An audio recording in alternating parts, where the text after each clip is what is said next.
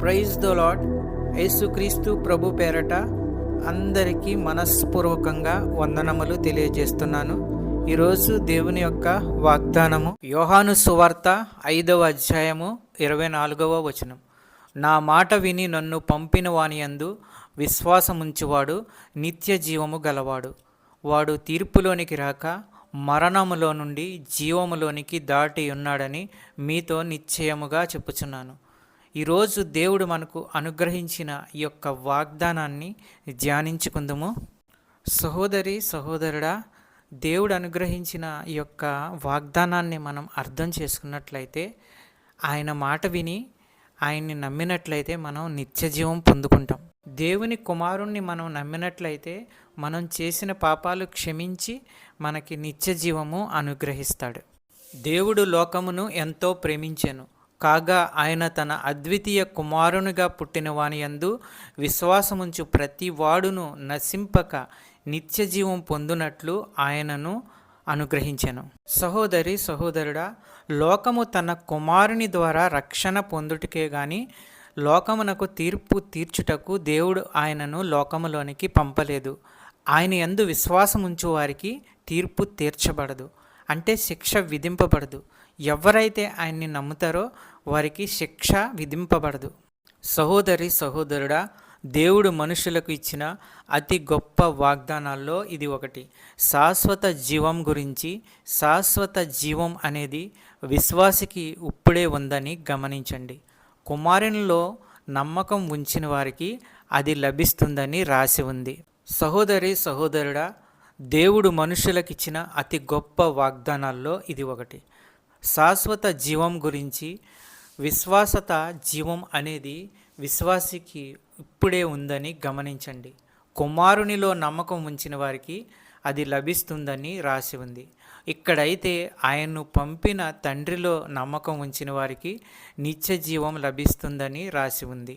ఇందులో మళ్ళీ తండ్రి కుమారుల ఐక్యతను చూస్తున్నాం. వారిలో ఒకరి మీద నమ్మకం ఉంచడం అంటే మరొకరి మీద ఉంచడమే. మనుషుల పాపాలను బట్టి దేవుడు వారికి శిక్ష విధిస్తాడు. విశ్వాసులందరి పాపాలకు క్షమాపణ ఉంది.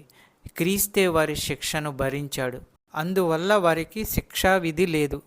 రోమీలకు రాసిన పత్రిక 8వ అధ్యాయము 1వ వచనం.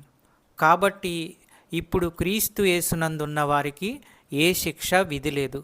చెప్పబడిన వాక్యము దేవుడు మనందరి జీవితాల్లో దీవించి ఆశీర్వదించునుగాక.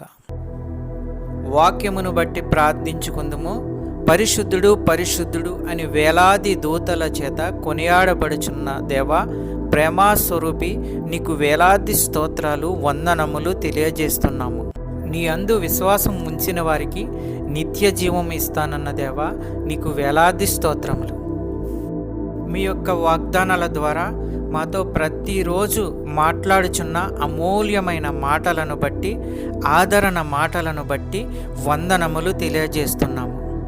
ఎందరైతే బిడ్డలు ఏ ఏ సమస్యల్లో ఉన్నారో, ఇరుకుల్లో ఉన్నారో, ఇబ్బందుల్లో ఉన్నారో, మీరే వారి సమస్యల నుండి విడుదల దయచేయండి. వారి యొక్క ప్రతి అవసరతను తీర్చండి. నీ కృపచేత ప్రతి ఒక్కరిని ఆశీర్వదించండి. నమ్ముతుండగా, విశ్వసిస్తుండగా అద్భుత కార్యాలు, ఆశ్చర్య కార్యాలు చేయండి. ఆర్థిక సమస్యల నుంచి విడుదల దయచేయండి. చిన్న బిడ్డల గురించి ప్రార్థించుచున్నాము. వారు స్కూల్కి వెళ్తున్నప్పుడు, వస్తున్నప్పుడు తండ్రి మీ దయాహస్తములతో వారిని కాపాడండి. మంచి క్రమశిక్షణ, చదువు, ఆరోగ్యము వారికి అనుగ్రహించండి. కాలేజీకి వెళ్ళే బిడ్డల గురించి ప్రార్థించుచున్నాము. మంచి క్రమశిక్షణ, చదువు, ఆరోగ్యము వారికి అనుగ్రహించండి. జాబు ప్రయత్నంలో ఉన్న వారి గురించి ప్రార్థించుచున్నాము. మంచి ఉద్యోగము వారికి అనుగ్రహించండి. సంతానము లేని వారి గురించి ప్రార్థించుచున్నాము.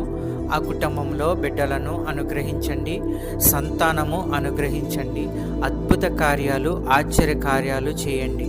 అనారోగ్యంతో ఉన్న వారి గురించి ప్రార్థించుచున్నాము.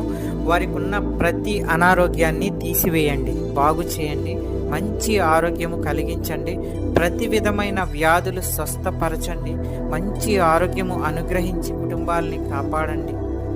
ఈ వాక్యం చూస్తున్న బిడ్డలందరినీ ఆశీర్వదించండి. ఈ యొక్క ప్రార్థనలో ఏకీభవించిన బిడ్డలందరినీ ఆశీర్వదించండి, కుటుంబాలను ఆశీర్వదించండి, కాపాడండి. శాంతి, సమాధానము, నెమ్మది అనుగ్రహించి అన్నిటిలో విజయము దయచేయండి. ప్రతి కుటుంబంలో ఉన్న వారి యొక్క అవసరతలను తీర్చండి. పెద్దవారిని, చిన్నవారిని ఆశీర్వదించండి, కాపాడండి, దీవించండి. మా ప్రార్థన విన్నందుకు వేలాది స్తోత్రాలు చెల్లించుకుంటున్నాము తండ్రి. యేసుక్రీస్తు ప్రభు పేరట అడుగుచున్నాను తండ్రి, ఆమెన్. ఈ యొక్క వాక్యములు షేర్ చేయండి, సబ్స్క్రైబ్ చేయండి, లైక్ చేయండి. దేవుని సేవలో పాలిభాగస్తులు అవ్వండి. మీకు అందరికీ వందనాలు తెలియజేస్తున్నాను.